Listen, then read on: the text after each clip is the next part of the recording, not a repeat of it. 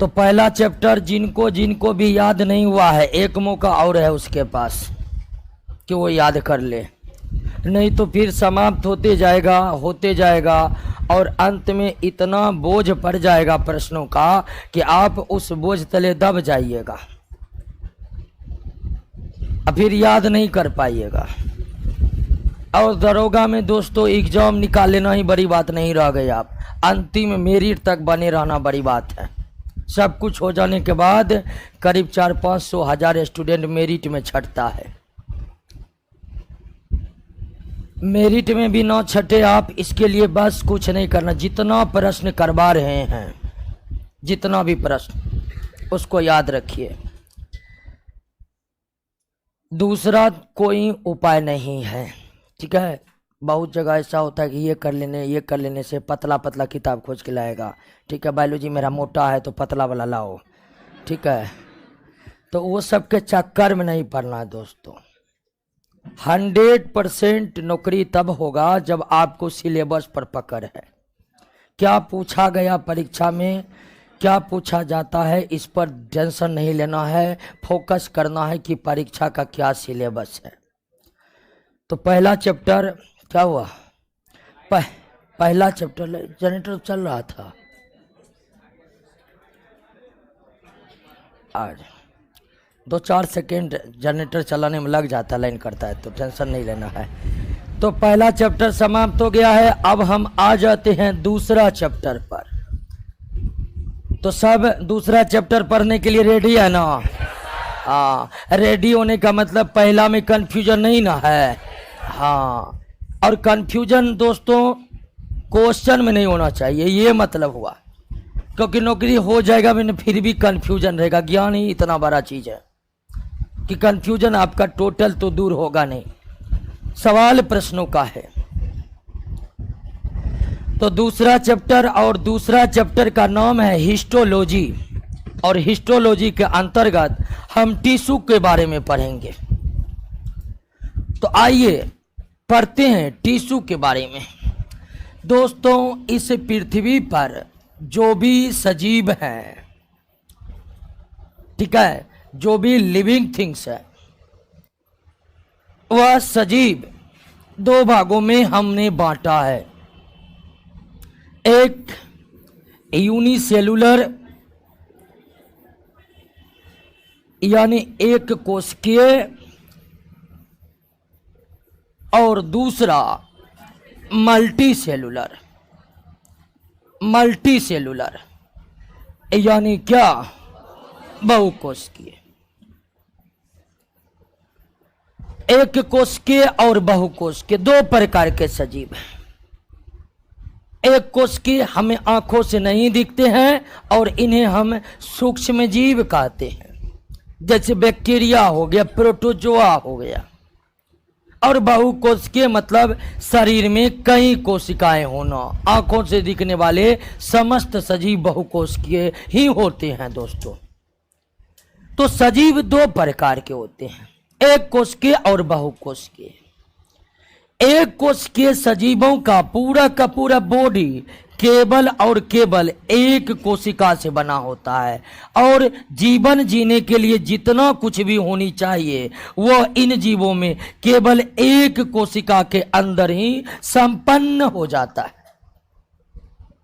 जो एक कोश के जीव है, बैक्टीरिया, प्रोटोजोआ जैसे, उन जीवों के शरीर में केवल एक कोशिका, अर्थात इन जीवों के शरीर में कोई उत्तक नहीं पाए जाते हैं, उत्तक नहीं पाए जाते, केवल एक कोशिकाएं पाई जाती है। और जिंदा रहने के लिए जो भी चीज जरूरी है, जैसे पाचन, श्वसन, जनन, सब कुछ एक ही कोशिका के द्वारा होता है। लेकिन जब हम बहुकोशिकीय जीवों की बात करते हैं तो इनकी संरचना थोड़ा जटिल होती है, और इनकी संरचना एक बहुकोशिकीय सजीवों के शरीर के संरचना कैसे निर्मित होती है वो हम सेल वाले चैप्टर में भी देखे थे। इन जीवों के शरीर में सेल और सेल मिलकर क्या बनाते हैं? उत्तक। उत्तक मिलकर क्या बनाते हैं? ऑर्गेन। ऑर्गेन मिलकर ऑर्गेन सिस्टम, और organ system finally body. Organ system नहीं लिखे। तो जब हम उत्तकों की बात करते हैं तो इसका मतलब होता है कि हम किन की बात कर रहे हैं? बहुकोशिकीय जीवों की बात कर रहे हैं।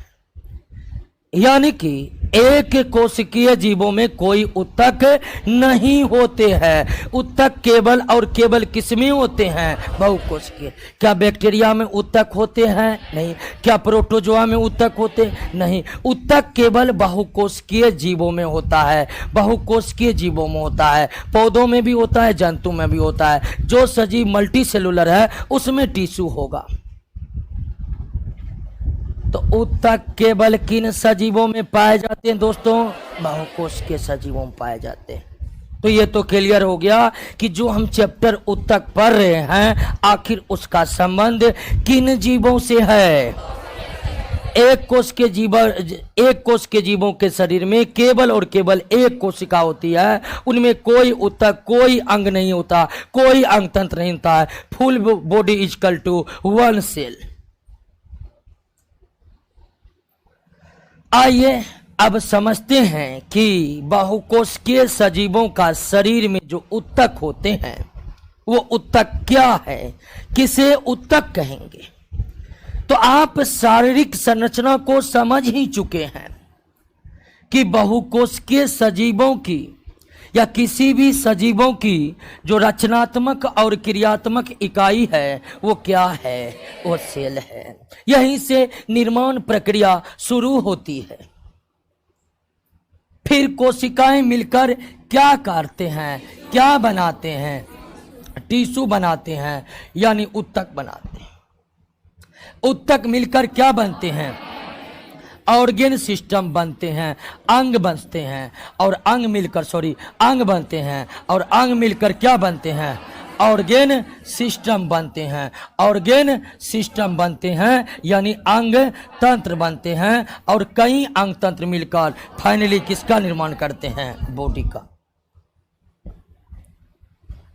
तो एक बहुकोशिकीय सजीवों के शरीर का निर्माण किन क्रम में होता है, उस क्रम को आप समझे कि न समझे? और अगर इस क्रम को आप समझ गए हैं तो उत्तक क्या है ये आपको पता चल ही गया है। उत्तक अंग की वो इकाई है जो किससे मिलकर बनेगा? कोशिकाओं से मिलकर बनेगा।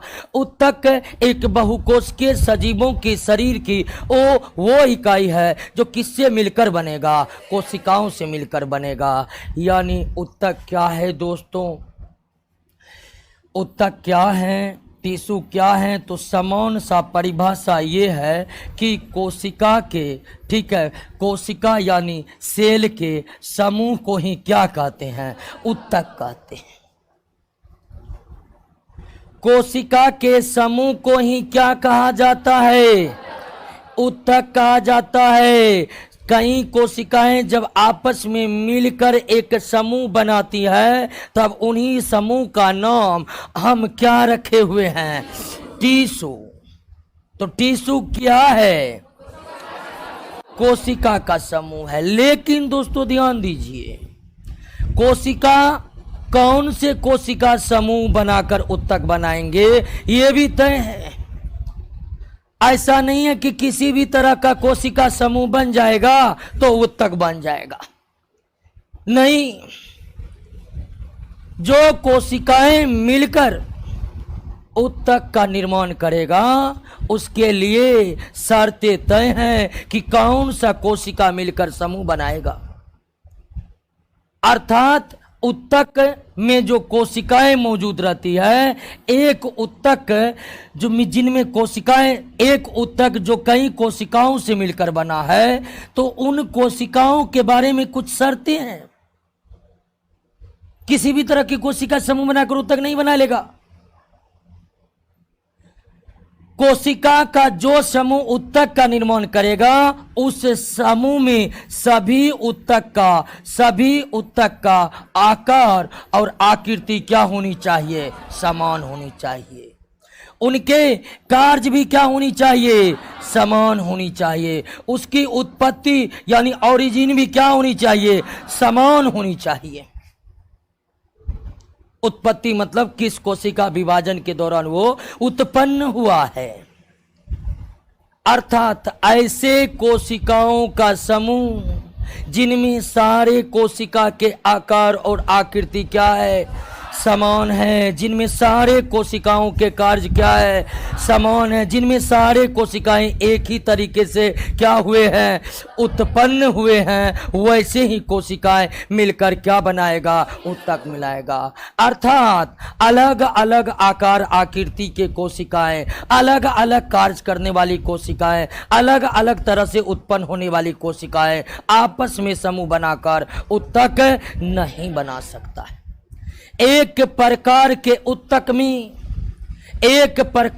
ऊतक में जितने भी कोशिकाएं होती है, उन सभी कोशिकाओं के आकार और आकृति क्या होते हैं, समान होते हैं। उनके कार्य क्या होते हैं, समान होते हैं। वे एक ही कोशिका विभाजन के द्वारा क्या होते हैं, उत्पन्न होते हैं। तो अब आप ऊतक का परिभाषा ये दे सकते हैं, समान आकार एवं आकृति, सामान्य कार्य एवं समान उत्पत्ति वाले कोशिकाओं के समूह को ही क्या कहा जाता है। एक ऊतक में मौजूद सभी कोशिकाओं के आकार और आकृति क्या होते हैं, समान होते हैं। एक ऊतक में मौजूद कोशिकाओं के कार्य क्या होते हैं, समान होते हैं। उनकी उत्पत्ति भी क्या होते हैं, समान होते हैं। मतलब ये भी है दोस्तों, अलग अलग ऊतकों में अलग अलग आकार और आकृति के कोशिका होते हैं। अलग अलग ऊतक में अलग अलग कार्य करने वाले कोशिकाएं होते हैं। अलग अलग ऊतकों में उत्पत्ति के आधार पर भिन्न कोशिकाएं हो सकते हैं। क्लियर हो गया? ऊतक किसे कहेंगे, क्लियर हो गया ना? ऊतक किसे कहेंगे, कोशिका के समूह को ही क्या कहेंगे। लेकिन कौन कोशिका समूह बनाएगा, इसका शर्तें दिया हो। क्लियर हो गया? अब ध्यान दीजिए, कभी कभी एक ही प्रकार के ऊतक में भिन्न आकार आकृति के कोशिकाएं हो सकते हैं। यानी यहां पर आपको कुछ ऊतक में अपवाद मिल जाएगा, लेकिन फिर भी आकार और आकृति अलग अलग हो एक ही ऊतक में, लेकिन उन सबों के कार्य क्या होते हैं, समान होते हैं। तो कुछ ऊतक ऐसे हैं जिनमें अलग अलग आकार और आकृति के कोशिकाएं हैं, परंतु उन सभी कोशिकाओं के कार्य क्या है, समान है। और अगर कार्य समान नहीं है तो अंत में वो इकाई बनकर कार्य करते हैं। कार्य समान नहीं भी है तो फिर भी वो इकाई के तरह ही कार्य करते हैं। एग्जाम्पल समझिए, आप ये समझ गए कि कुछ ऊतक ऐसे भी हैं जिनमें भिन्न भिन्न आकार और आकृति की कोशिकाएं मौजूद हैं, और कुछ ऊतक ऐसे हैं जिनमें भिन्न भिन्न आकार और आकृति की कोशिकाएं मिलकर अलग अलग कार्य करते हैं, लेकिन सारा कार्य मिलकर आगे चलकर क्या हो जाता है, एक हो जाता है। उदाहरण के लिए कि घर का ढलैया जो होता है, देखें आप, उसमें ढेर सारे लेबर कार्य करते रहते हैं। कोई बालू डो रहा होता है, कोई गिट्टी डो रहा होता है, कोई सीमेंट डो रहा होता है, कोई पानी डाल रहा होता है, कोई मशीन चला रहा होता है। भिन्न भिन्न कार्य कर रहे हैं ना, लेकिन अंत में देखिएगा एक ही कार्य हो रहा है, घर का ढलैया हो रहा है। लेकिन लेबर पूछिएगा तुम क्या कर रहा है, हम बालू ढो रहे हैं। तुम क्या कर रहे हैं, सीमेंट कर रहा है। अब बाहर से क्या दिख रहा है, घर ढलैया हो रहा है। तो ऐसे ही कुछ ऊतक हैं, जिस तरह अभी बताएं कि ढेर सारे लेबर अलग अलग कार्य कर रहे हैं, लेकिन अंत में कार्य कितना हो रहा है, एक। ठीक कुछ ऊतक ऐसे हैं जिनमें अलग अलग आकार और आकृति के कोशिकाएं हैं, उनके कार्य भी क्या है, अलग अलग है, लेकिन अंत में वो सारा कार्य एक इकाई की तरह दिखता है।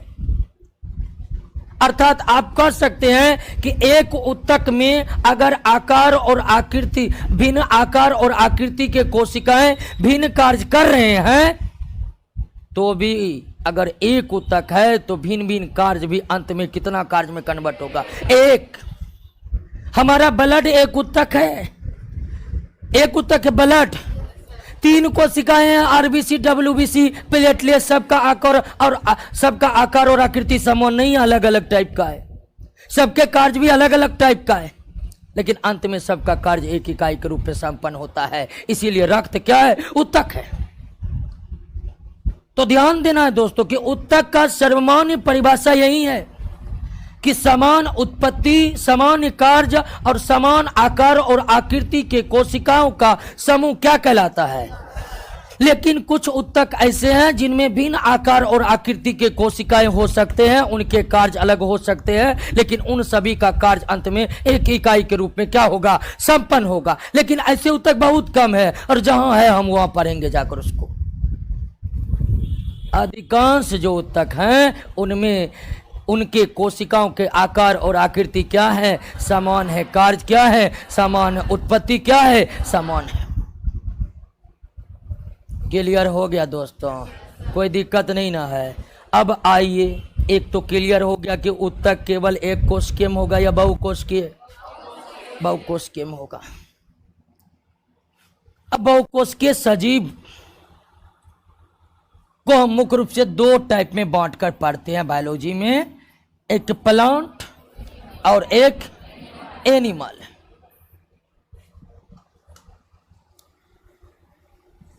तो प्लांट और एनिमल दोनों में ऊतक होते हैं, बिल्कुल होते हैं, और दोनों के कोशिकाएं जो अगर आप पढ़े हुए हैं तो दोनों के कोशिकाएं लगभग क्या था? समान था। पौधों में भी यूकैरियोटिक कोशिका, जंतु में भी यूकैरियोटिक कोशिका है। पौधे और जंतु के कोशिका में कोई बड़ा अंतर था? नहीं था। दोनों में एक ही तरह की कोशिका, यूकैरियोटिक विकैरियोटिक। बस कुछ कोशिकीय संरचना पौधे में थे तो जंतु में नहीं थे, और जंतु में तो पौधे में नहीं थे। कुछ कोशिकीय संरचनाओं को लेकर अंतर था पौधे और जंतु के कोशिकाएं में, नहीं तो लगभग दोनों के कोशिकाएं क्या होते हैं? एक समान होते। और जब दोनों के कोशिकाएं एक समान है तो कोशिका का समूह ही क्या कहलाता है? ऊतक कहलाता है। और अगर दोनों की कोशिकाएं एक ही तरह के हैं तो ऊतक भी क्या होनी चाहिए? एक ही तरह को होनी चाहिए कि नहीं होनी चाहिए? अगर कोशिका का समूह ही ऊतक बना रहा है और दोनों में लगभग एक समान कोशिकाएं हैं तो दोनों में ऊतक क्या होनी चाहिए? एक समान होनी चाहिए। लेकिन दोनों के ऊतक में कोई समानता नहीं है दूर दूर तक। पौधों के ऊतक कुछ और है, जंतु के ऊतक कुछ और है, जरा सा भी समानता नहीं है। पौधे और जंतु के कोशिकाएं लगभग एक समान होकर भी इनके ऊतक में, इन दोनों के ऊतक में कोई समानताएं नहीं है। दोनों के ऊतक एक दूसरे से बिल्कुल भिन्न होते हैं, बिल्कुल। और ये आश्चर्य की बात है कि नहीं है? बताइए आप, है कि नहीं है? कोशिका एक जैसे तो कोशिका का समूह कैसे अलग हो गया? तो इसके पर्याप्त कारण है, और क्या कारण है वो आप समझ लीजिए। और समझना क्या है कि पौधे और जंतु के कोशिकाएं एक समान होकर भी उनके ऊतक एक समान नहीं होते हैं। तो इसका क्या कारण है दोस्तों? इसका क्या कारण है?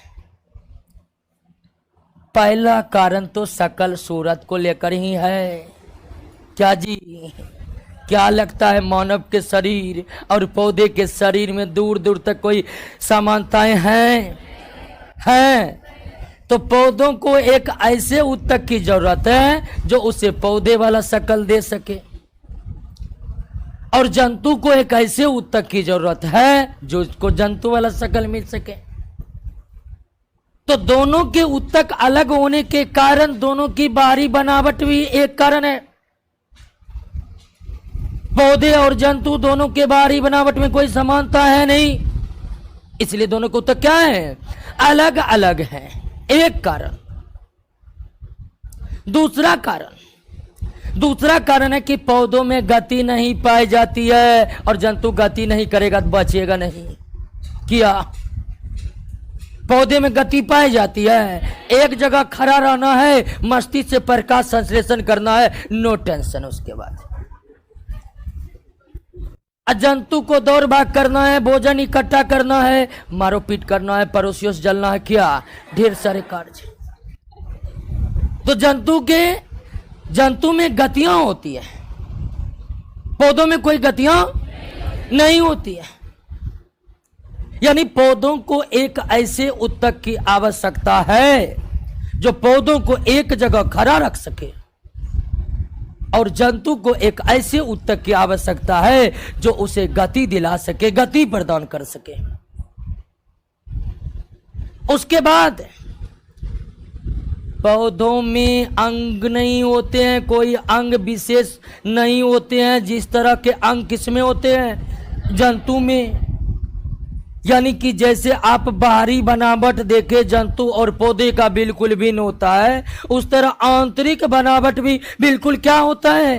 भिन्न होता है। एक जंतु के शरीर के अंदर किडनी है, लीवर है, चोटियां होते हैं, वगैरह वगैरह है। वह सब पौधा में नहीं होते हैं, पौधा को उन अंगों की जरूरी नहीं है।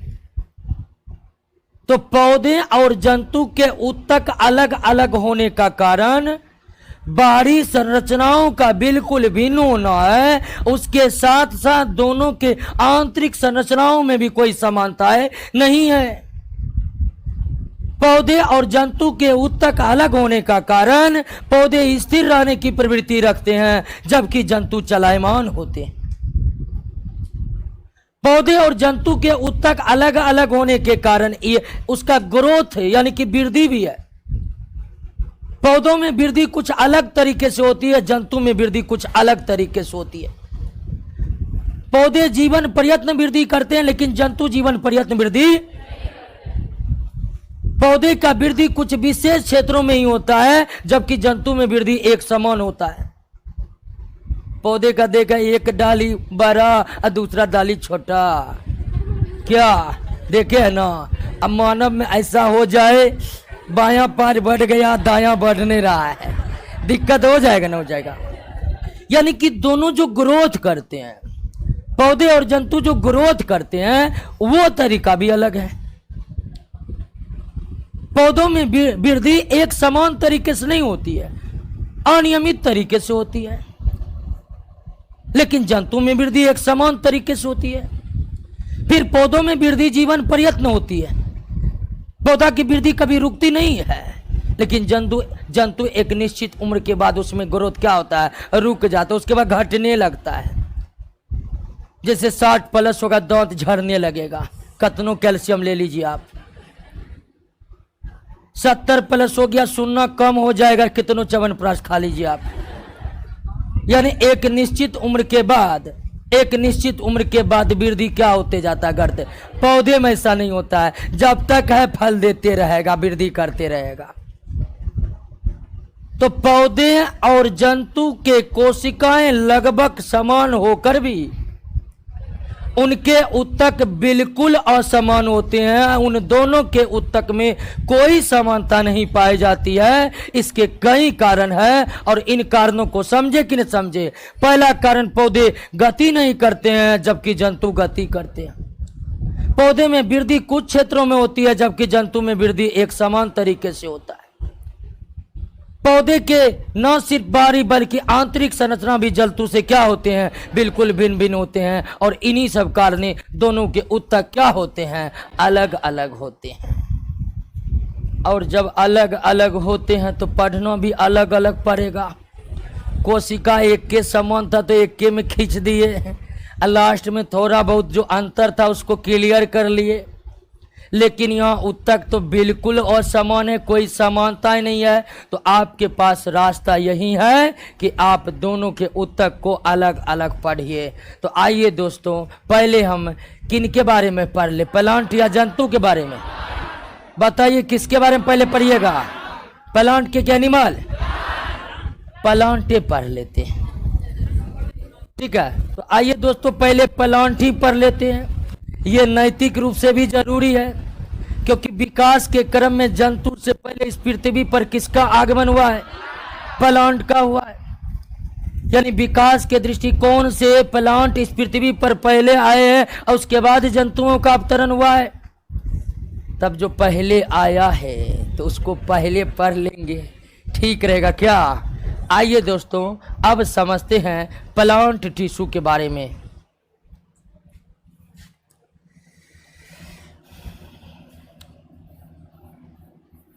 प्लांट टिश्यू, पादप उत्तक, पादप उत्तक। पादप उत्तक या प्लांट टिश्यू को जीव वैज्ञानिकों ने जो बांटा है, वो बांटने का आधार क्या रखा है? विभाजन क्षमता। और किसकी विभाजन क्षमता? कोशिका की विभाजन क्षमता। जीव वैज्ञानिकों ने पौधों के उत्तकों का बंटवारा कोशिका के विभाजन क्षमता के आधार पर किया है। और कोशिका विभाजन आप समझ रहे हैं ना, पुराने से नए कोशिका का उत्पन्न होना ही क्या है? विभाजन है।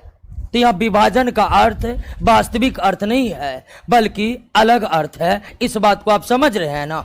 हाँ, पुराने कोशिका से नए कोशिका का बनना ही क्या है? कोशिका विभाजन। तो पौधों के उत्तकों का बंटवारा किस आधार पर?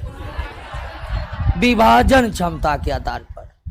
अर्थात दोस्तों, पौधों में कुछ उत्तक ऐसे हैं जिनके कोशिकाओं बार बार विभाजित करके नए नए बनते रहते।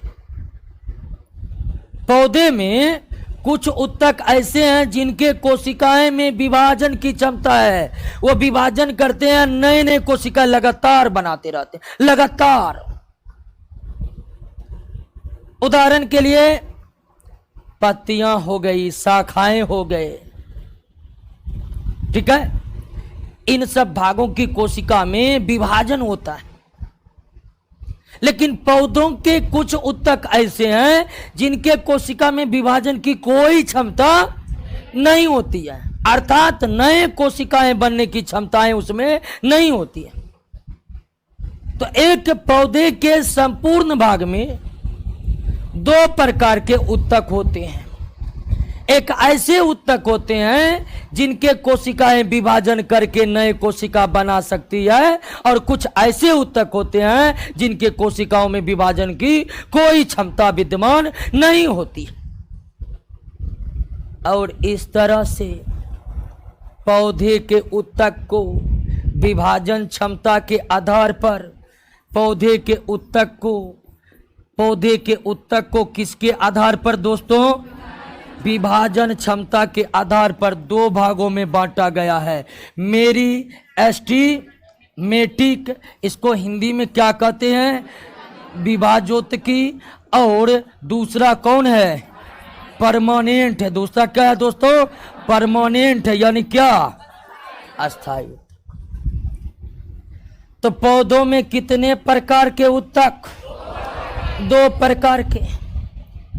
मेरी एस्टीमेटिक टिश्यू और परमानेंट टिश्यू, विभाजोत्तकी उत्तक और अस्थायी उत्तक। पौधे में कितने प्रकार के उत्तक? दो प्रकार के उत्तक। और आपको हम पहले क्लियर कर दिए, यह बंटवारा किस आधार पर हुआ है? विभाजन क्षमता के आधार पर हुआ। तो यह जानना बहुत जरूरी है कि किनका कोशिकाएं विभाजित होती है, किनका नहीं। और नाम ही दोस्तों कुछ इस कदर है कि ये बताना नहीं पड़ेगा कि कौन विभाजित होता है, कौन नहीं। पौधों के ऐसे उत्तक जिनके कोशिकाएं विभाजित होकर नए नए कोशिकाएं बनाते रहती है, उन उत्तकों को क्या कहते हैं? विभाजन। अब पौधे के ऐसे उत्तक जिनके कोशिकाओं में विभाजन की कोई क्षमता नहीं होती है, अर्थात नए कोशिकाएं बनाने की कोई क्षमता नहीं होती है, उसे क्या कहते हैं? परमानेंट, यानी कि अस्थाई। तो क्लियर हो गया। ऐसे पौधे के ऐसे ऊतक जिनके कोशिकाएं विभाजित होते रहती है उन्हें हम क्या कहते हैं? जिनके ऊतक के जिन ऊतकों की कोशिका में विभाजन की कोई क्षमता नहीं उसे क्या कहते हैं? अस्थायी ऊतक कहते हैं। अब आपको ये कंफ्यूजन होता होगा कि पौधे तो इतना बड़ा है, हम कैसे समझेंगे कि कहां पर मेरी एस्टिमेटिक और कहां पर परमानेंट है? तो आप जान चुके हैं कि परमानेंट ऊतक का कोशिका विभाजित होगा कि नहीं? नहीं होगा। अर्थात ये नया नया कोशिका नहीं बनेगा तो ग्रोथ नहीं होगा। और मेरी एस्टिमेटिक की कोशिका विभाजित करेगा, नया कोशिका बनेगा तो क्या होगा? ग्रोथ होगा। तो पौधे के वे समस्त भाग जहां क्या हो रहा है? ग्रोथ। समझ जाइए वहां पर कौन ऊतक है? शाखाएं बढ़ रही है, कौन ऊतक है? वहां फल का आकार बढ़ रहा है, कौन ऊतक है? जड़ें भूमि के अंदर जा रही, कौन ऊतक है? जहां पर भी ग्रोथ हो रहा है समझ जाइए वहां पर कौन ऊतक है। इनके बिना तो ग्रोथ हो ही, जहां पर ग्रोथ थम गया है वहां पर पूछ देगा पैरों के छाल में कौन ऊतक? जिस बात में वृद्धि थम सी गई है, कांस्टेंट हो गई है, समझ जाइए अब वहां पर कौन है? अस्थायी ऊतक। अब फिर आपको एक कंफ्यूजन होगा कि जहां वृद्धि थम गई वहां अस्थायी ऊतक है, लेकिन जब वृद्धि हो रही थी तब तो वहां पर कौन होगा? तो फिर वहां पर विभाजित की थी, अस्थायी फिर कौन सा आ गया? तो दोस्तों समझ लीजिए, पौधे जब अंकुरित होते हैं तो सबसे पहले उसमें कौन ऊतक बनते हैं? और मेरी एस्टिमेटिक टिश्यू के कोशिका विभाजित होते होते होते अंत में विभाजन की क्षमता को खो देते। मेरी एस्टिमेटिक की कोशिकाएं विभाजित होते होते होते एक समय ऐसा आता है कि वे विभाजन की क्षमता को क्या कर देते हैं? खो देते हैं। और मेरी एस्टिमेटिक टिश्यू की कोशिकाएं जब विभाजन की क्षमता को खो देते हैं तो वही ऊतक अब क्या बन जाते हैं? यानी कि परमानेंट टिश्यू का निर्माण किस टिश्यू से होता है? मेरी एस्टिमेटिक। यानी मेरी एस्टिमेटिक ही किसमें कन्वर्ट होता है? एक पौधा जब अंकुरित होता है तो सबसे पहले कौन ऊतक बनते हैं? अब मेरी एस्टिमेटिक के कोशिकाएं विभाजन करके ग्रोथ कराते रहते हैं और जब उनकी क्षमता समाप्त हो जाती है, उनकी कोशिकाएं विभाजन की क्षमता खो देती है, तब वो क्या कहलाने लगते हैं? यानी पौधों में मूल ऊतक कौन है? इसी से क्या बनता है? अब आपको तो ये क्लियर हो गया कि पौधे के कहां पर मेरी एस्टिमेटिक है और कहां पर परमानेंट। इसमें कोई कंफ्यूजन रह गया? मूल ऊतक कौन है? पौधे के अंकुरन होने के बाद सर्वप्रथम कौन ऊतक बनते हैं? परमानेंट टिश्यू किस ऊतक से बनते हैं? परमानेंट टिश्यू का निर्माण विभाजोत किस ऊतक से कब होता है? जब विभाजोत की ऊतक अपने विभाजन की क्षमता को खो देते हैं। तो क्लियर हो गया, दो प्रकार के ऊतक हैं। आइए पहले मेरी एस्टिमेटिक को पढ़ लेते हैं, फिर उसके बाद किसको पढ़ेंगे? परमानेंट को। आइए मेरी एस्टिमेटिक को पढ़ते। समझ रहे हैं कि नहीं? नहीं भी समझ रहे तो समझना तो पड़ेगा, तभी नौकरी होगा। क्या एक बड़ा सवाल है कि आप कैसे समझिएगा कि हम समझे हैं? हम पढ़ाए, आप समझ गए, लेकिन इसका पता तब चलेगा जब आपसे प्रश्न बनेगा, प्रश्न। इसीलिए प्रत्येक दिन क्लास के बाद जाइए कहां पर और देखिए बन रहा है कि नहीं बन रहा है। बन रहा तो मतलब आप समझ रहे हैं, और नहीं बना तो आप नहीं समझ रहे हैं। आइए कौन ऊतक? एक बात, दो बात तो मेरी एस्टिमेटिक के बारे में क्लियर हो चुका है, और दो बात क्या क्लियर हुआ है कि ये वो ऊतक है जिनके कोशिका क्या करेगा, और ये वो ऊतक है जो पौधे के वृद्धि करने वाले क्षेत्र में पाए जाते हैं। इसमें कोई दिक्कत नहीं। अब आइए समझते हैं एक एक बात इनके बारे में। मेरी एस्टिमेटिक की जितनी भी कोशिकाएं होती है, मेरी एस्टिमेटिक की कोशिकाएं अवयस्क होता है, ठीक है, इमेच्योर होता है, इंग्लिश में बोले तो इमेच्योर होता है, यानी पूरी तरह से परिपक्व नहीं होता है। मेरी एस्टिमेटिक के कोशिकाएं क्या पूरी तरह से परिपक्व होते हैं? नहीं होते, एकदम नए नए जोशीला होते, युवा कोशिका जिसको हम कहते हैं, ठीक है। और ये विभाजन करने वाली कोशिका है, तो एकदम मेरी एस्टिमेटिक कोशिका एकदम कहीं बिल्कुल ताजा कोशिका, युवा कोशिका, अवयस्क कोशिका। इसलिए ये ऊतक की कोशिकाएं इतनी तेजी से विभाजित करती है क्योंकि एक भी वयस्क नहीं है। और आप जानते होंगे, आप लोग वयस्क हैं, मैट्रिक इंटरवल देखे हैं, कोई दिक्कत नहीं, उसको भर दिन नहीं खाएगा फिर भी शाम को चलेगा, मार देंगे कर देंगे, उसको कोई टेंशन नहीं है, उसका दिमाग में अलग कानून चलते रहता है, क्योंकि अभी वो दुनिया देखा नहीं है, सोचता है कि जो कुछ हम ही है। कहने का मतलब यह है कि आप देखोगे कि जो मैट्रिक इंटर में जो वयस्क नहीं बने हैं, वयस्क बनने की प्रक्रिया पूरी कर रहे हैं, और जो वयस्क हो गए हैं, तो वयस्क का मतलब स्थिरता और अवयस्क का मतलब उतावलापन। ये मानव के संदर्भ में बात कर रहे हैं, लेकिन कुछ इस तरह भी पौधे में भी होता है। इसके कुछ कोशिका अवयस्क होते हैं और वृद्धि करने के लिए पूरा पागल की तरह हो जाते हैं, पूरा वृद्धि। और इसका प्रत्यक्ष प्रमाण देखे भी होंगे। कभी कभी किसानों को अपने पौधे को ठीक तरह से वृद्धि करवाने के लिए कुछ चीजों को काट कर हटाना पड़ता है, ठीक है। उसको कहते हैं, हमारी तरफ कहता है कि पेड़ को पांग दिया जाएगा। पांगना सबसे परिचित है कोई, है ना। आपको क्या लगता है उस पेड़ को नहीं पांगा जाएगा तो पेड़ खुद गिर जाएगा, इतनी तेज वृद्धि होती है।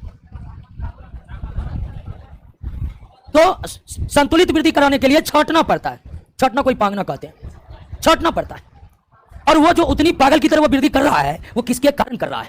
अवयस्क। तो मेरी एस्टिमेटिक की कोशिकाएं क्या होती है? अवयस्क होती है, ठीक है। सारे के सारे कोशिका क्या होती है? जीवित होती है। क्या होती है? अब वैसे कि आप जान ही चुके कि ये विभाजन करने वाला है तो जीवित हो गई, क्योंकि मृत कोशिका विभाजित नहीं हो सकती। फिर भी क्लियर कर दिया है कि मेरी एस्टिमेटिक का सारा कोशिका क्या होता है? जीवित होता है, अवयस्क होता है। इन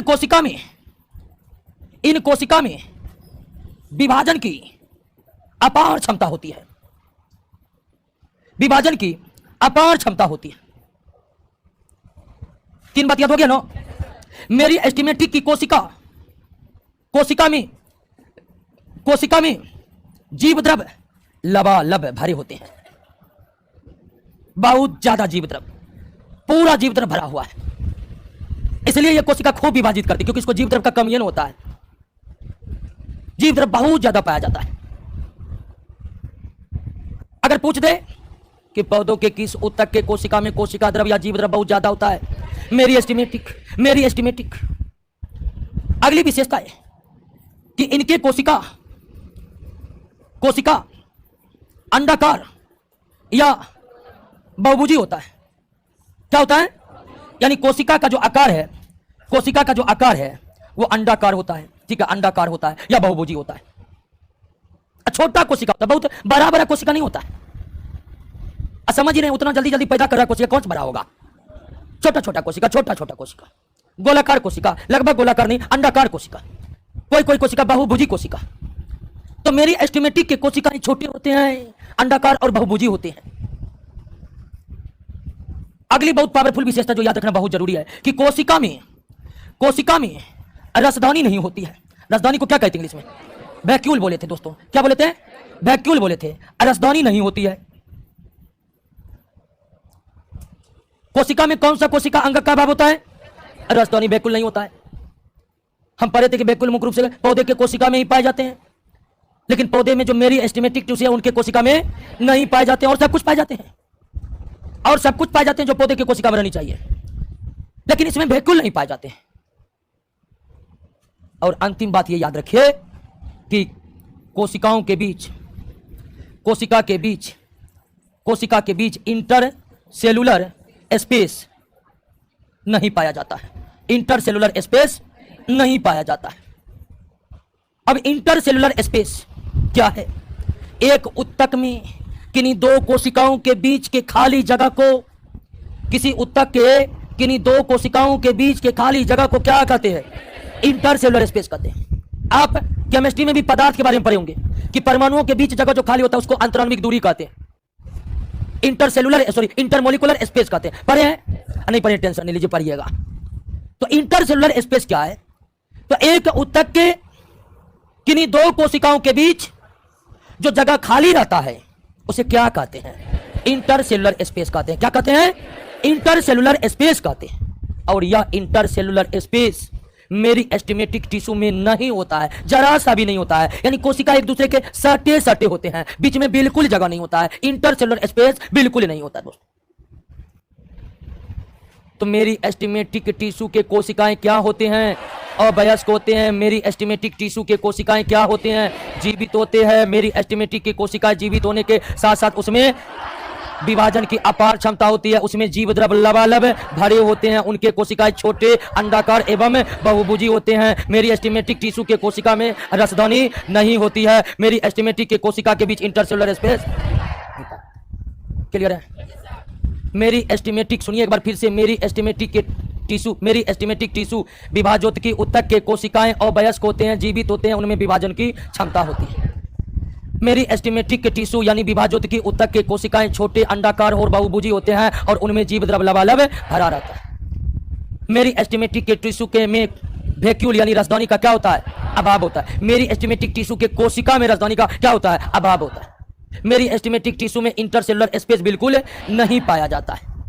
क्लियर हो गया? समझ गए दोस्तों? विभाजोत्की ऊतक के कोशिकाओं की विशेषता को समझे, कोई दिक्कत नहीं ना। विभाजोत्की ऊतक के कोशिकाएं अवयस्क होते हैं, जीवित होते हैं, उनमें विभाजन की क्षमता होती है, उनमें जीव द्रव काफी ज्यादा होते हैं, उनमें रसधानी नहीं पाई जाती है, उनमें इंटरसेलुलर स्पेस, और यह ऊतक पौधों के उन भागों में पाए जाते हैं जहां वृद्धि होती रहती है, लगातार वृद्धि होती रहती है। यानी वृद्धि करने वाले हर भाग में कौन से ऊतक मौजूद है? विभाजोत्की ऊतक मौजूद है। आइए अब विभाजोत्की ऊतक के प्रकार को समझते हैं। विभाजोत्की ऊतक कितने प्रकार के होते हैं? विभाजोत्की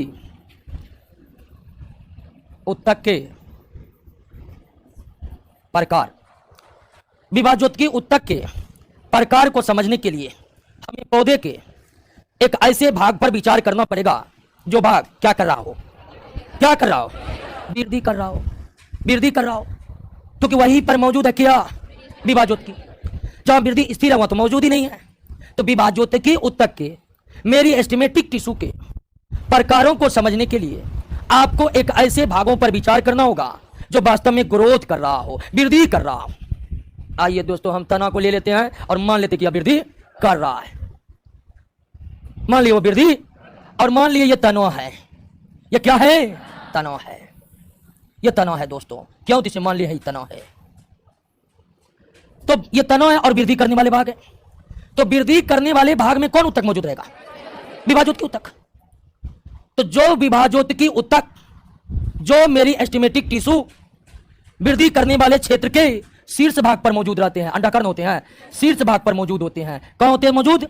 शीर्ष भाग पर मौजूद होते हैं। उस विभाजोत्की को कहा जाता है क्या? एपिकल कहा जाता है। हिंदी में क्या कहा जाता है? शीर्षस्थ विभाजोत्की ऊतक कहा जाता है। ऐसे विभाजोत्की ऊतक, क्या हो रहा है? अच्छा, देखिए कोई ऊपर, देखिए क्या हो रहा है। लगता छत पीट रहा है ना।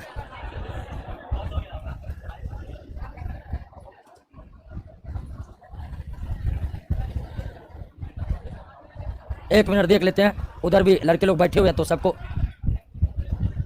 बैठिए। आप लोग काहे इधर पर आ रहे हैं? आप लोग बैठिए ना।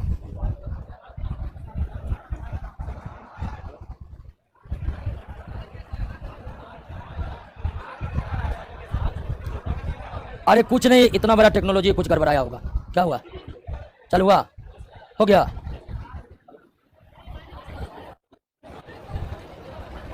हो गया। ओके। हर क्लास में मौजूद है ना साहब? ठीक है।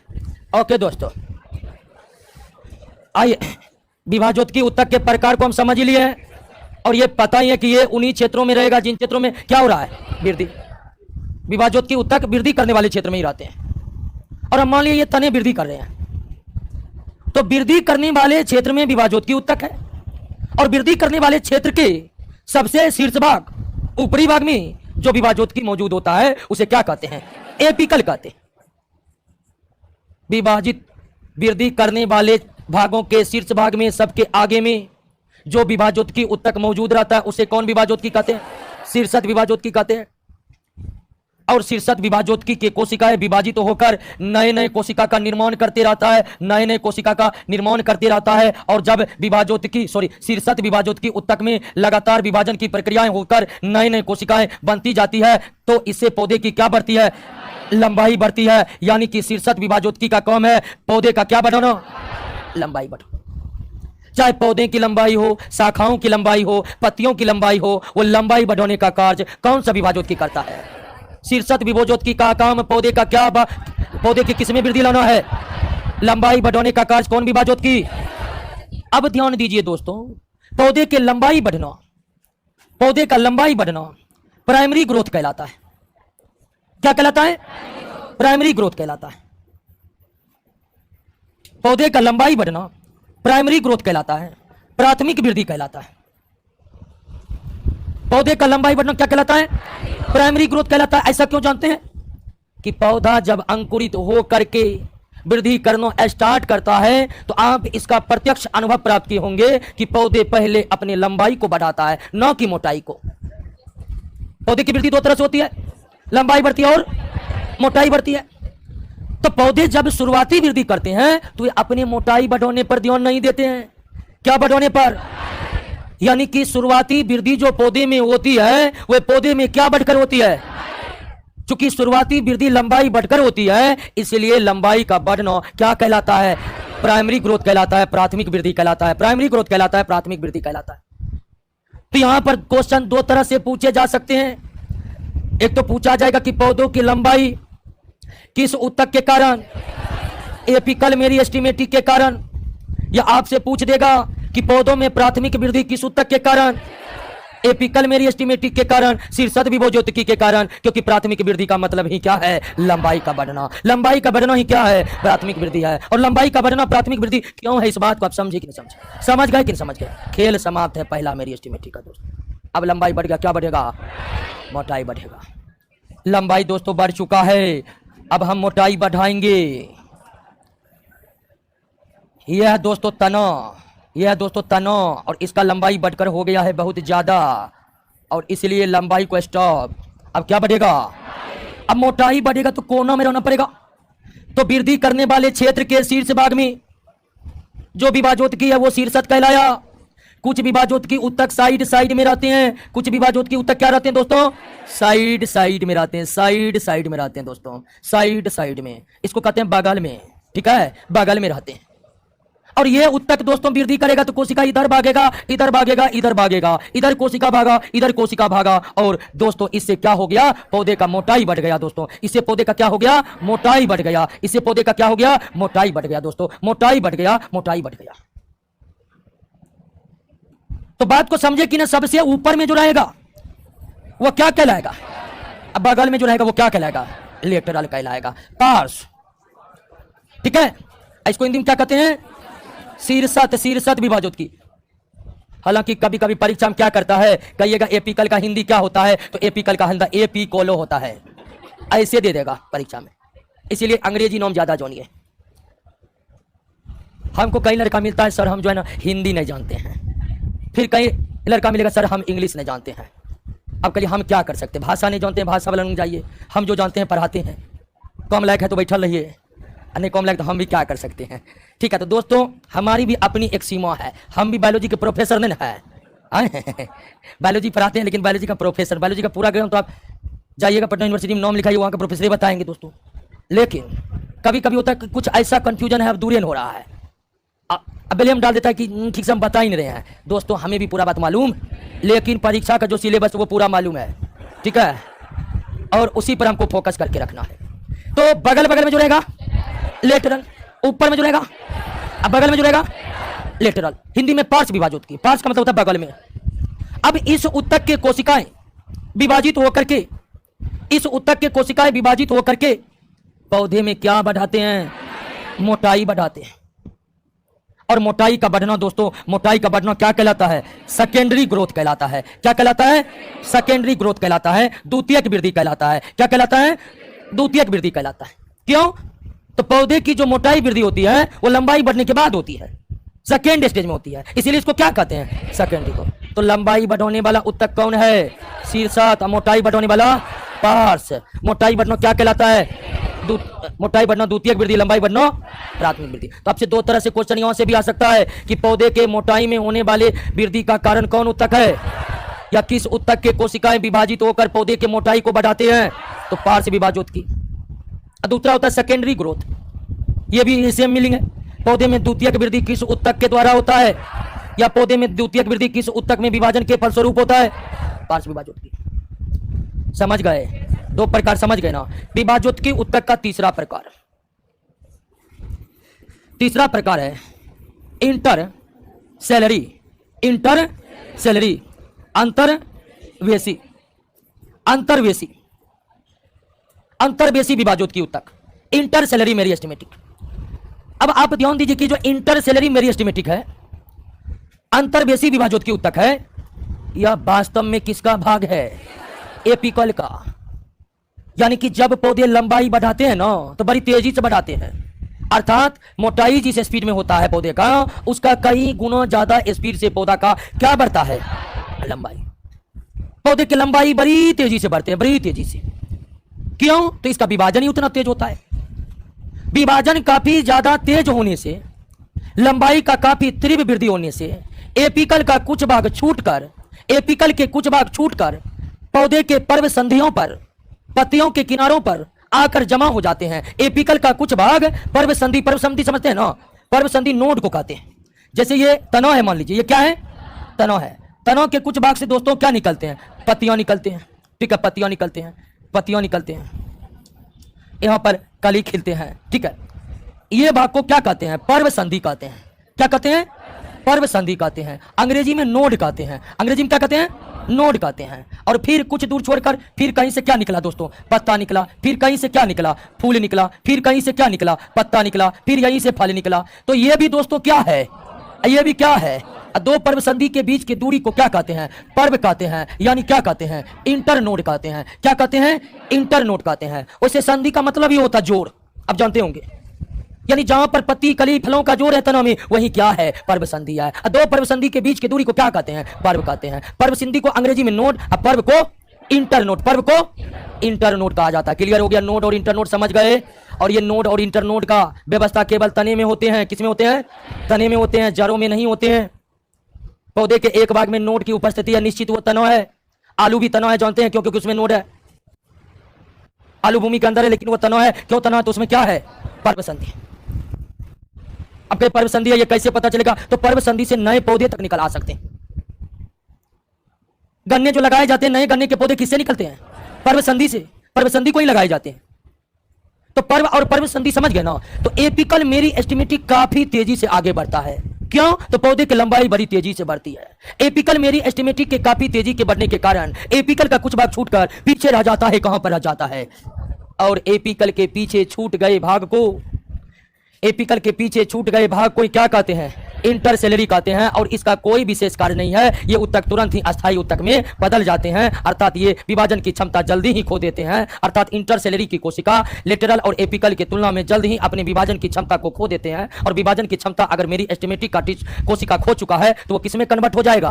परमानेंट। तो मेरिस्टेमेटिक टिश्यू कितने प्रकार के? हालांकि अगर मुख्य रूप से देखिएगा तो दो ही प्रकार है, लेकिन अधिकतम इसके कितने प्रकार हैं? वृद्धि करने वाले क्षेत्र के शीर्ष भाग पर जो मेरिस्टेमेटिक मौजूद रहते हैं उसे क्या कहते हैं? वृद्धि करने वाले क्षेत्र के बगल में पार्श्व भाग में मौजूद को क्या कहते हैं? Lateral meristematic. Lateral meristematic. पर्व संधियों पर जमा मेरिस्टेमेटिक को क्या कहते हैं दोस्तों? इंटरसेलरी कहते हैं। लेटरल का काम है लंबाई बढ़ाना, प्राइमरी ग्रोथ करवाना। लेटरल का काम है मोटाई बढ़ाना, सेकेंडरी ग्रोथ करवाना। इंटरसेलरी का कोई विशेष कार्य नहीं है। तो क्या दोस्तों मेरिस्टेमेटिक समझ चुके हैं आप लोग? अब मेरिस्टेमेटिक से रिलेटेड कोई भी प्रश्न आएगा आपसे, बनेगा कि नहीं बनेगा? कोई दिक्कत नहीं, एक बार पुनः समझ लीजिए, बोलें तब हम परमानेंट पर आ जाएंगे।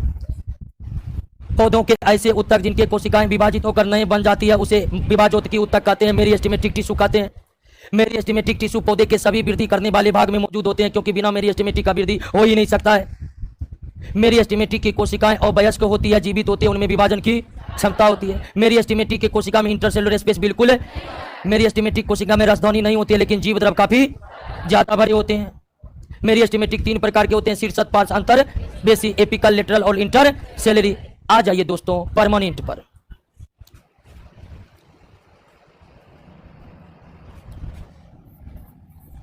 परमानेंट यानी कौन उत्तक? अस्थायी उत्तक का निर्माण पौधे के किस उत्तक से होता है? विभाजोत्की से होता है। और तीनों प्रकार के विभाजोत्की से होता है। यह नहीं कि केवल एक ही विभाजोत्की बनाएगा। शीर्षत विभाजोत्की भी अस्थायी बना सकता है, और पार्श्व विभाजोत्की भी अस्थायी उत्तक बना सकता है, और इंटरसेल्युलरी का तो मुख वही काम तक तुरंत अस्थायी बन जाना, क्योंकि बेचारा को कोई काम ही नहीं दिया है प्लांट। तो अस्थायी उत्तक पौधे के वे उत्तक हैं जिन उत्तक के कोशिकाओं में विभाजन की क्षमता नहीं होती है। और ध्यान रखना है कि मृत कोशिका में तो विभाजन की क्षमता नहीं होती, एकदम नहीं होती है, लेकिन कुछ जीवित कोशिकाओं में भी विभाजन की क्षमता नहीं होती है। जानते हैं ऐसे कुछ जीवित कोशिका हमारे शरीर में भी है जो विभाजित नहीं होती है। मस्तिष्क न्यूरॉन कोशिका से बने, आप जानते हैं, वो जीवित तो होती है लेकिन कभी विभाजित नहीं होती है। तो एक कोशिका जो मृत है वो निश्चित ही विभाजित नहीं होगी, अर्थात नए कोशिका को जन्म नहीं देगी। लेकिन जो कोशिकाएं जीवित है वो विभाजित करेगी ही करेगी, ये जरूरी। जीवित कोशिका भी विभाजन क्षमता से वंचित हो सकता है। क्लियर है बात, समझ रहे ना, कोई दिक्कत नहीं ना है। तो अस्थायी उत्तक पौधे के वे उत्तक हैं जिन उत्तक के कोशिकाओं में विभाजन की क्षमता नहीं होती है। ये उत्तक पौधों के उन भागों में पाए जाते हैं जहां वृद्धि अब थम सी गई है, और इस उत्तक का निर्माण विभाजोत्की उत्तक से ही होता है, और तीनों प्रकार के विभाजोत्की से होता है। और पौधे में अस्थायी उत्तक दो प्रकार के होते हैं। पौधे में अस्थायी उत्तक कितने प्रकार के? दो प्रकार के। एक सिंपल परमानेंट, सरल अस्थायी उत्तक। एक कॉम्प्लेक्स परमानेंट, जटिल अस्थायी उत्तक। अस्थायी उत्तक कितने प्रकार के?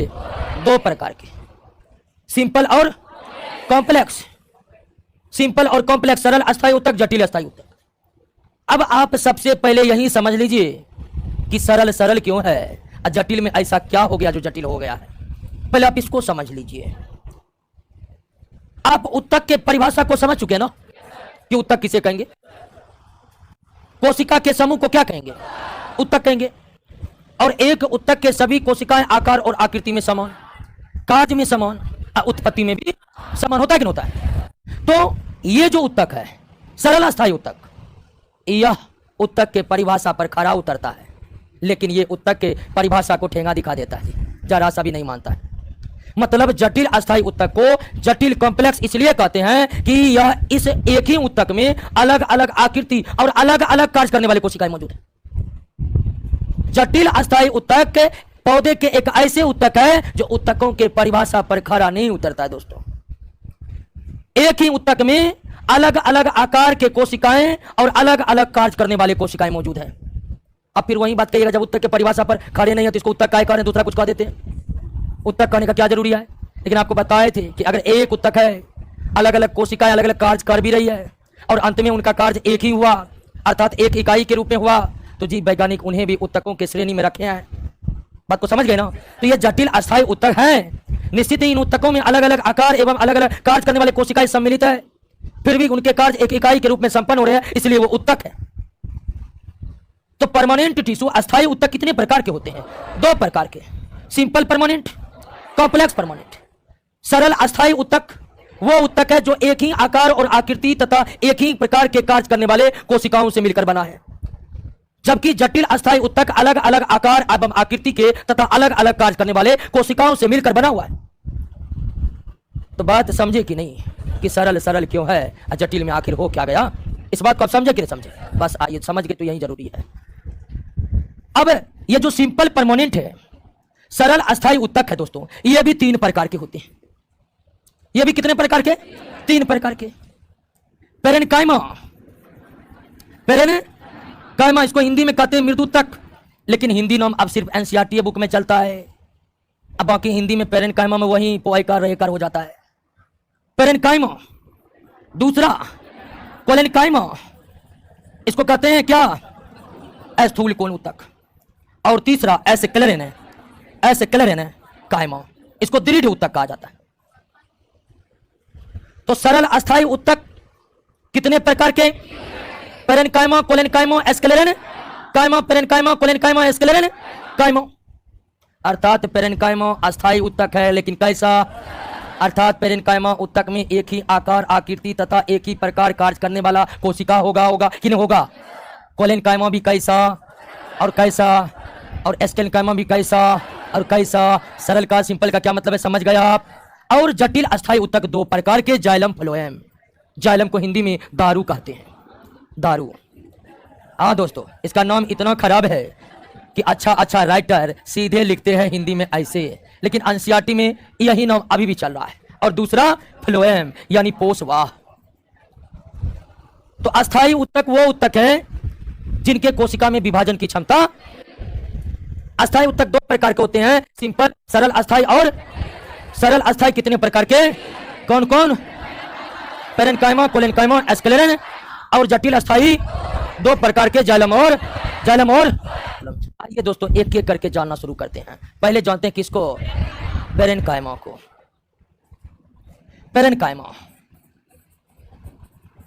पेरेन्काइमा इसको हिंदी में क्या कहते हैं, मृदुतक ऊतक। पेरेन्काइमा कैसे कोशिकाओं से बनी होती है, जीवित कोशिका से बनी होती है। पेरेन्काइमा के सारे कोशिकाएं जीवित होती है, लेकिन चूंकि अस्थाई है, यह जीवित होकर भी विभाजन नहीं करेगी। अजीवित का मतलब समझ लेना, सेल के अंदर जीव द्रव भरा है तो जीव जिंदा है, और जीव द्रव सूख गया तो कोशिका मृत हो गया। यानी कोशिका मृत या जीवित, यह प्रोटोप्लाज्म पर डिपेंड करता है। तो पेरेन्काइमा के सारे मृदुतक के सारे कोशिका क्या होते हैं, जीवित। इनके कोशिका गोलाकार या अंडाकार या बहुभुजी होते हैं, यानी आकृति कोई विशेष मायने नहीं रखती, लगभग मेरी एस्टिमेटिक के कोशिकाओं के तरह ही है। बस मेरी एस्टिमेटिक में प्योर गोलाकार आपका नहीं था, नहीं तो अंडाकार बहुभुजी मेरी एस्टिमेटिक ने था। तो इतना तो क्लियर हो गया है कि मेरी एस्टिमेटिक और पेरेन्काइमा के कोशिकाओं का साइज से लगभग क्या होता है, समान होता है। अगला कि इनके कोशिकाओं में रसधानी पाई जाती है, रसधानी। और इकट्ठे हम बता देते हैं, किसी भी मेरी एस्टिमेटिक में रसधानी, सभी परमानेंट में रसधानी पाई जाती है। यानी पेरेन्काइमा हो, कोलेन्काइमा हो, एस्क्लेन्काइमा हो, जाइलम हो, फ्लोएम हो, जो सब में रसधानी है। और ये पेरेन्काइमा के कोशिका के बीच इंटर सेलुलर स्पेस पाया जाता है। मेरी एस्टिमेटिक में था, लेकिन इसमें है, और सबसे ज्यादा इसी में है। मतलब और कहीं है तो इससे कम है, सबसे ज्यादा इसमें। पौधे के किस ऊतक में सबसे ज्यादा इंटरसेलुलर स्पेस पाया जाता है, पेरेन्काइमा से ज्यादा किसी अन्य ऊतक के कोशिकाओं में इतना नहीं पाया जाता है। तो यह जीवित कोशिकाओं से बनी होती है। इसकी कोशिकाएं गोलाकार या अंडाकार या बहुभुजी होती है। इनके कोशिका में रसधानी पाई जाती है और इनमें इंटरसेलुलर स्पेस बहुत ज्यादा होता है। इंटरसेलुलर स्पेस बहुत ज्यादा होता है। जैसे ये गोलाकार है, ये गोलाकार है, ये गोलाकार है, ये गोलाकार है, ये गोलाकार है।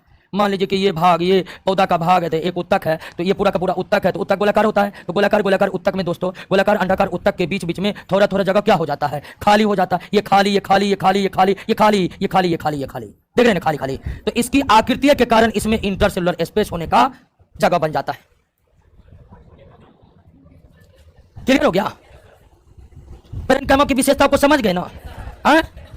और कौन विशेषताएं मेरी एस्टिमेटिक से मिल रही है, उस पर ध्यान दिया कि ना आप? और ये भी विशेषता नहीं मिल रही है, ये भी मिल रही है। ये विशेषता बिल्कुल विपरीत है और ये विशेषता बिल्कुल विपरीत है। अब आइए, ये पेरेन्काइमा पाया कहां जाता है? पौधे के जितने नए भाग है जिसका निर्माण अभी तुरंत हुआ है, समझिए वहां पर कौन मौजूद है? अब पेरेन्काइमा मौजूद है तो ये मत सोचिए कि मेरी एस्टिमेटिक नहीं रहेगा, वो भी रहेगा। यानी एक ही जगह पर कई ऊतक रहते हैं।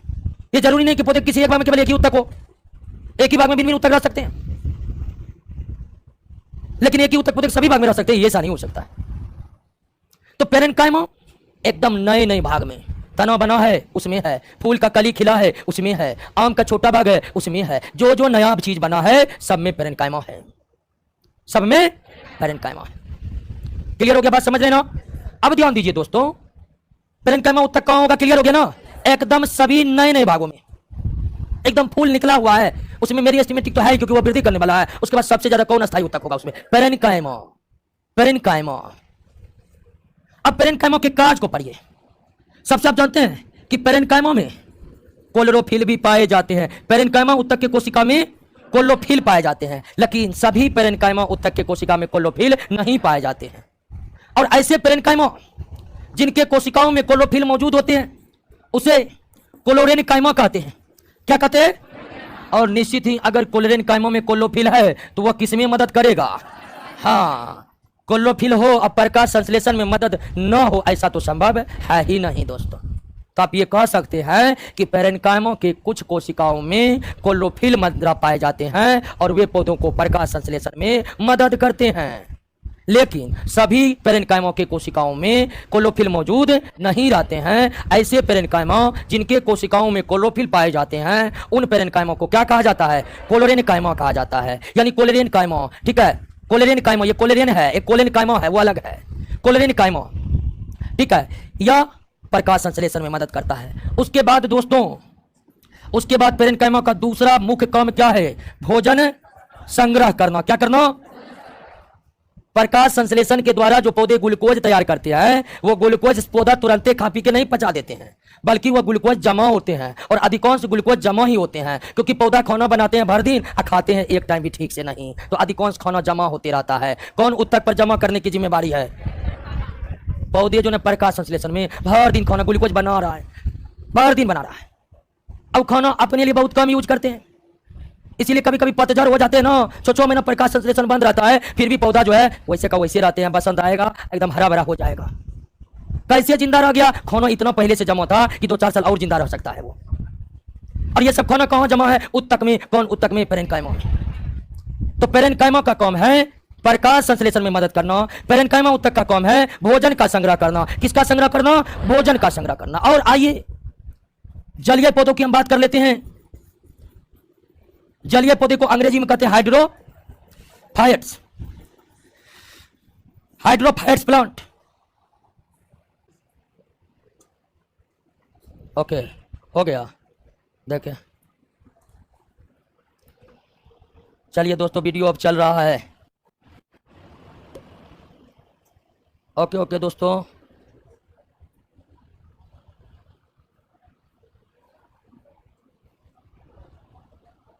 चलिए चलिए, चालू हो गया दोस्तों।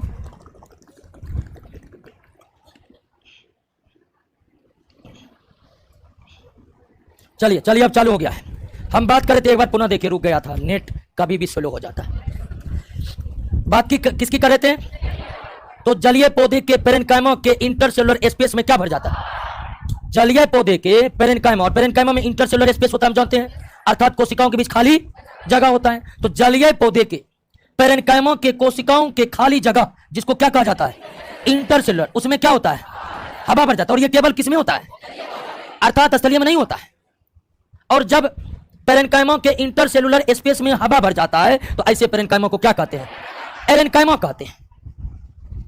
और एरेन्काइमा का क्या काम है? जलीय पौधे को तैरने में मदद करना। तैरने में जलीय पौधे जल में किस उत्तक के बदौलत तैर पाते हैं?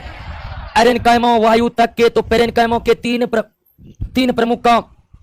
एक कि पेरेन्काइमा प्रकाश संश्लेषण में मदद करते हैं, क्योंकि कुछ पेरेन्काइमा में क्लोरोफिल पाया जाता है। पेरेन्काइमा भोजन संग्रह का कार्य करते हैं।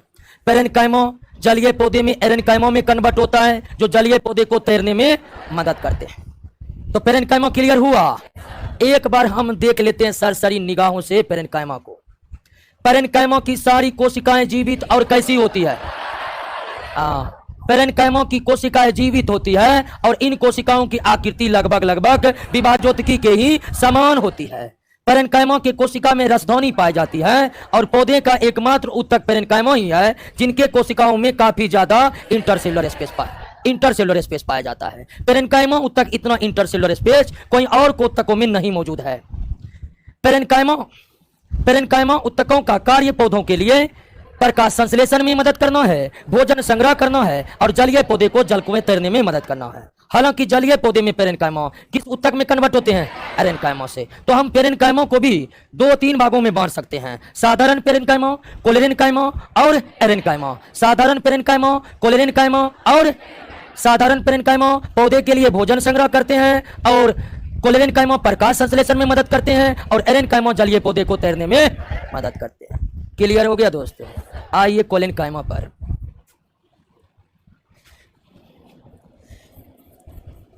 ये हम लोग बोटनी पढ़ रहे हैं और आपके बायोलॉजी को हम इसी तरह आगे ले जाएंगे। जहां पौधा का ऑपरेशन होगा वहीं जंतु का हो जाएगा। ताकि एक साथ दोनों ऑपरेशन आप सीख सके। नहीं तो दोस्तों ये होता है बोटनी पढ़ते पढ़ते पढ़ते पढ़ते अरुचि पैदा हो जाती है बायोलॉजी से कि क्या करेंगे पौधे पढ़कर, आई डोंट लाइक पौधा, ठीक है। और जब जूलॉजी पर आते हैं तो लगता है कि बात हमारी हो रही है, तो थोड़ा उसको बायोलॉजी रुचिकर लगता है और वो उसको कुछ हद तक एक्सेप्ट कर पाते हैं।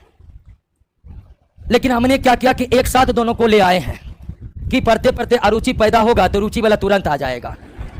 लेकिन पौधों की दुनिया भी काफी अलग नहीं है जंतुओं की दुनिया से, लगभग लगभग समान ही है। और सबसे बड़ी समानता तो ये है ही कि हम भी सजीव और वो भी सजीव। इसलिए क्यों ना एक साथ पढ़ा जाए, इससे ये होगा कि एक साथ होगा और दूसरा ये होगा कि अंतर आपको स्पष्ट पता चलेगा, समानताएं आपको स्पष्ट नजर आएंगे। इसलिए आइए अब किस पर, कोलेनकाइमा अस्थायी उत्तक है, इसके कोशिका में विभाजन की क्षमता नहीं होगी और इसकी कोशिका में रसधानी होगी। ये तीन बात तो क्लियर है। कोलेनकाइमा, कोलेनकाइमा से पहले आप एक एग्जाम्पल पर गौर करिएगा जो हम बता रहे हैं, और ये एग्जाम्पल से आप निश्चित ही गुजरे होंगे, नहीं गुजरे हैं तो टेंशन भी नहीं लेना है। कभी आम के डंठल को इस तरह मोड़े हैं, गुलाब के डंठल को मोड़े हैं? नहीं मोड़े हैं। तो मोड़ने पर क्या होता है वो आपको हम बताते हैं, क्योंकि हम मोड़े हैं। आम के डंठल को मोड़िएगा ना, बीच से क्रैक कर जाएगा, टूट जाएगा। आम के डंठल को या बड़े बड़े वृक्षों के डंठल को आप इस तरह मोड़ने का प्रयास करिएगा तो बीच से खट्टाक से टूट जाएगा। लोकल भाषा में कहते क्रैक कर गया, ठीक है। लेकिन वहीं आप गुलाब के डंठल को अगर मोड़ने का प्रयास करिएगा, एकदम पूरा मुड़ेगा, टूटेगा नहीं बीच से, पूरा मुड़ेगा, पूरा मुड़ेगा, एकदम पूरा लचीलापन। बड़े बड़े आंधी तूफान जब आते हैं, आम की डालियां गिरकर दूर गिर जाते हैं, गुलाब का डंठल पृथ्वी में सट जाएगा, टूटेगा नहीं। देखे हैं आखिर इतनी अंतर दोनों के डंठल में कहां से आती है? तो दोस्तों यहीं से आती है, यानी किस उत्तक के बदौलत आती है? कोलेनकाइमा उत्तक एक ऐसा उत्तक है जिसका बड़े बड़े वृक्षों में अभाव होता है। यह उत्तक वो उत्तक है जो वृक्ष वृक्ष समझते हैं ना, तेरी वृक्षों में तथा सभी पौधों के जड़ों में नहीं पाया जाता है, नहीं पाया जाता है। किसी भी पौधा के जड़ में कौन उत्तक नहीं होता है? हाँ, अभी पेरेनकाइमा परे वो होता है, मेरी एस्टिमेटिक होता है, लेकिन जड़ में ये नहीं होता है। और बड़े बड़े वृक्षों में भी ये उत्तक नहीं होता है। ये झाड़ी वाले पौधे, झाड़ी वाले पौधे को सर्व्स कहते हैं। झाड़ी वाले पौधों में पाया जाता है, ठीक है। झाड़ी वाला पौधा समझ रहे हैं ना? झाड़ी वाला पौधा जो मध्यम आकृति के होते हैं। एग्जाम्पल में आप ले लीजिए, गुलाब का पौधा तो आप देखे ही होंगे, ठीक है। अनार का पौधा देखे होंगे, मेहंदी का प्लांट आप देखे होंगे। तो ये सबका जो वर्गीकरण है वह किसके अंतर्गत है? झाड़ी वाले पौधे के अंतर्गत है। इन्हीं सब पौधे में ये उत्तक पाए जाते हैं। कौन?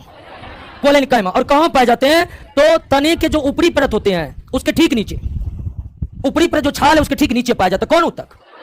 कैसे पौधे में? और ये उत्तक के कारण इन झाड़ी वाले पौधे में लचीलापन का सामर्थ्य आता है, लचीलापन का सामर्थ्य। तो क्लियर हो गया? इतनी बात आप समझे कि कोलेनकाइमा कहां कहां नहीं पाया जाता? कोलेनकाइमा उत्तक बड़े बड़े वृक्षों में नहीं पाया जाता है, पौधे के जड़ों में नहीं पाया जाता है, झाड़ी वाले पौधे में पाए जाते हैं। और इस उत्तक जो है आपको मुख्य रूप से और जगह भी पाए जाते हैं, जैसे पत्तियों के जोड़ को पेटियोलेट कहते हैं, वहां पाया जाता है। कली का जोड़ जहां तना होता है वहां पाया जाता है। लेकिन मुख्य रूप से तने के ऊपरी परत के नीचे ये कोलेनकाइमा उत्तक होता है और इसका काम है पौधे में लचीलापन प्रदान करना, लचीलापन प्रदान करना। इतनी बात जानना बहुत जरूरी था क्योंकि ये सबसे ज्यादा इनके बारे में पूछे जाते हैं। कोलेनकाइमा, कोलेनकाइमा उत्तक की कोशिकाएं भी क्या होती हैं? जीवित कोशिका होती है। इनकी भी कोशिका लगभग गोलाकार, अंडाकार तथा बहुभुजी होती है। यानी एक चीज क्लियर होते जा रहा है कि लगभग उत्तक के आकार और आकृति सेम होते जा रहे हैं। हालांकि अलग भी होगा, लेकिन अभी तीन परे, तीनों का लगभग क्या था? सेम था। तो इसे एक और बात समझिए कि पौधे की जो जीवित कोशिकाएं होती है ना, अधिकांश जीवित कोशिका के आकार और आकृति एक समान है, एक समान। तो ये भी जीवित कोशिका कहां रहते हैं और कहां पाई जाती है ये तो क्लियर हो चुका है। दोस्तों इसका हिंदी नाम क्या है? स्थूल कोण उत्तक। अब जानते हैं इसका हिंदी नाम स्थूल कोण क्या है? तो ये कोशिका, इस उत्तक के कोशिका, कोलेनकाइमा उत्तक की कोशिका, कोशिका कोनों पर कोनों पर सेलुलोज की अधिकता के कारण, सेलुलोज की अधिकता के कारण मोटी दिखाई पड़ती है, दिखाई नहीं पड़ती, मोटी होती है। इसीलिए इसका नाम क्या कहा गया है? स्थूल कोण होता है। स्थूल मतलब होता है मोटा, और कोण का मतलब होता है कोण। जो कोशिका कोण पर मोटा वही है स्थूल कोण, वही है अंग्रेजी में कोलेनकाइमा। तो ये कोशिका गोलाकार है ना दोस्तों, कोनों पर मोटा है, मोटा है, मोटा है, मोटा है, मोटा है, यहाँ मोटा है। और मोटा किस लिए है? फिर दूसरा कोशिका कोनों पर मोटा मोटा मोटा मोटा मोटा, किसके कारण मोटा? चलो क्लियर हो गया, बात समझ गए ना? कोलेनकाइमा क्लियर हो गया, कोई दिक्कत नहीं ना। और कुछ कोलेनकाइमा में भी क्लोरोफिल मौजूद होता है, लेकिन उतने में नहीं जितने पेरेन्काइमा में थे दोस्तों, कुछ कोलेनकाइमा में मौजूद थे। तो कोलेनकाइमा क्लियर हो गया। बड़े बड़े वृक्षों में कोलेनकाइमा उत्तक, किसी भी पौधे के जड़ों में कोलेनकाइमा उत्तक, कोलेनकाइमा, पेरेन्काइमा और मेरिस्टेमेटिक की कोशिकाएं जीवित होती है और लगभग कोशिका के आकार और आकृति, लेकिन कार्य अलग अलग है। इसका मुख्य कार्य है लचीलापन प्रदान करना, और एक गौण कार्य है प्रकाश संश्लेषण में मदद करना। बड़े बड़े वृक्षों में नहीं होते। सिंपल परमानेंट कितने प्रकार के थे?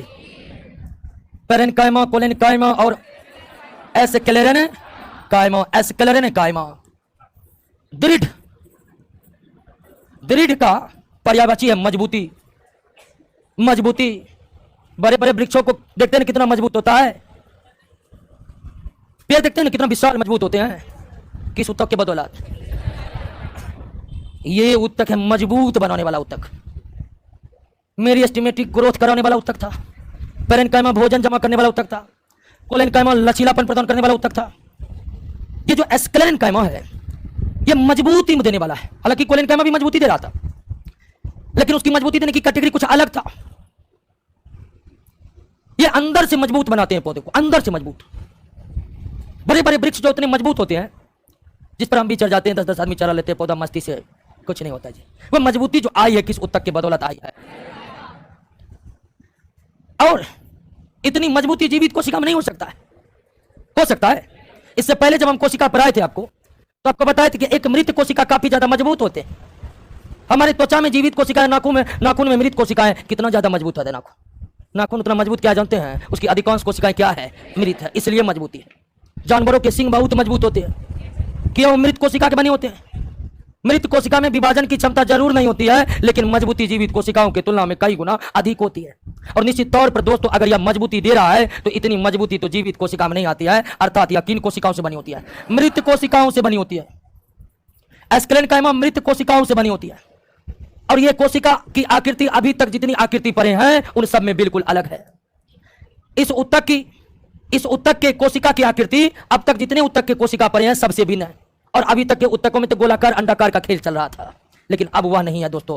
यह जो एस्क्लेरेनकाइमा उत्तक है, इसके कोशिकाएं लंबे लंबे लंबे और दोनों सिराओं पर क्या होते हैं? नुकीले होते हैं। लंबे लंबे लंबे और दोनों सिराओं पर क्या होते हैं? लंबे होते हैं, लंबे होते हैं और दोनों सिराओं पर नुकीले होते हैं। दोनों सिराओं पर नुकीले होते हैं। आप इस उत्तक को देखे हैं, नारियल छिले कभी? नारियल छिले लंबे लंबे निकलते देखे हैं? वो लंबे लंबे उत्तक है, वो कौन उत्तक है? एस्क्लेरेनकाइमा है।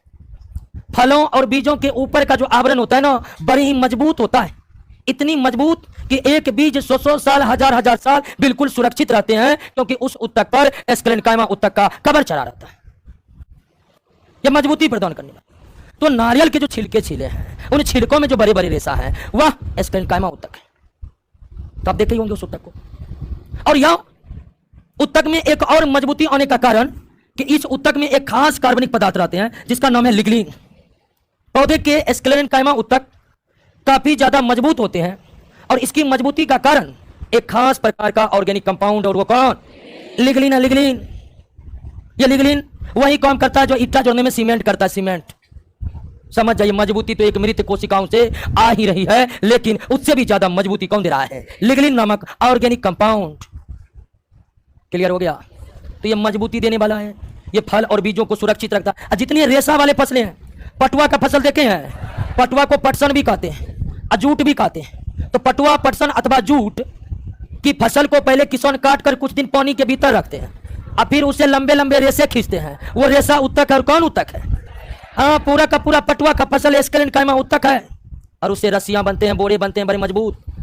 क्यों जानते हैं? क्योंकि वो एस्क्लेरेनकाइमा उत्तक है। तो सिंपल परमानेंट कितना प्रकार के दोस्तों? 3 प्रकार के। कितने प्रकार के? 3। समझे कि नहीं समझे दोस्तों? तो आइए नेक्स्ट क्लास में हम कॉम्प्लेक्स परमानेंट को समझते हैं। आइए दोस्तों,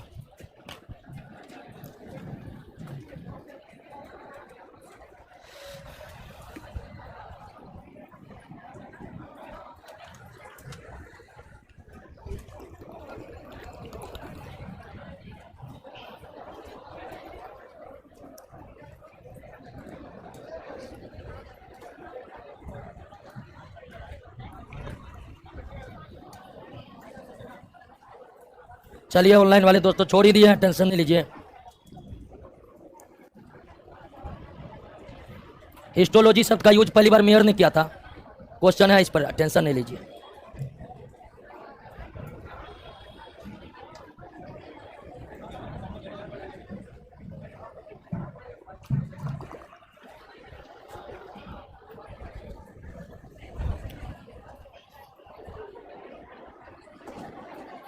ऑनलाइन पर ध्यान दीजिए, ऑनलाइन पर पूरा ध्यान रहता है दोस्तों, ठीक है। अब कमेंट नहीं पढ़ते हैं कि फिर 2 घंटा में जितना हो पाएगा उतना हो नहीं पाएगा। सिलेबस समाप्त होने का भी जरूरी है।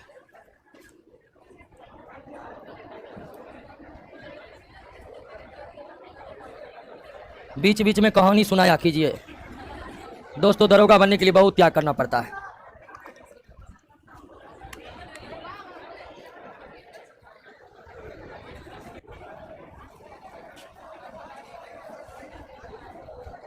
नोट्स अवेलेबल है ऑफिस में।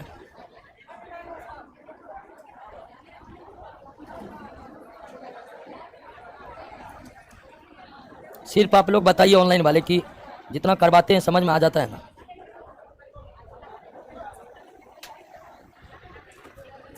ए निकालिए, नहीं सब निकल का नहीं रहा है। हाँ?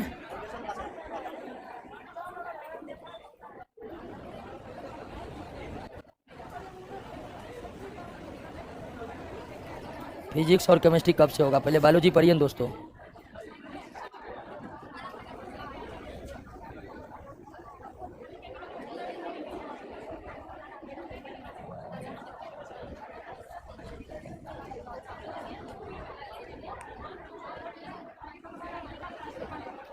टिश्यू का, ठीक है दोस्तों, मिलते हैं अगले क्लास में।